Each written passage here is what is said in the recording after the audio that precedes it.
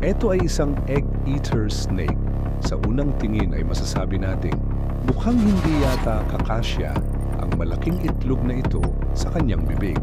Dahil tignan nyo naman kung gaano kaliit ang kanyang ulo kumpara sa laki ng itlog.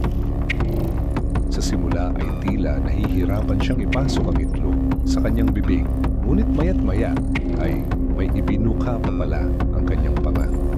At slowly but surely, unti-unti niyang nalulunok ang malaking itlog. Matapos ang halos isang oras, ay finally mukhang 80% ng itlog ay nasa loob na ng kanyang bibig at tuluyan na nga niya itong naipasok sa kanyang bibig. Maraming species ng egg-eating snakes. May parang cobra ang kulay at pattern ng kanyang balat tulad nito. At ang isang ito ay niluwa ang 7 itlog ng manok na galing sa isang farm sa Kerala, India.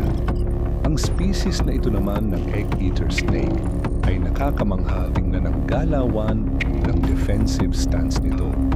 Ang isang ito naman ay akala niya na itlog ang tennis ball, kaya nilunok niya ito.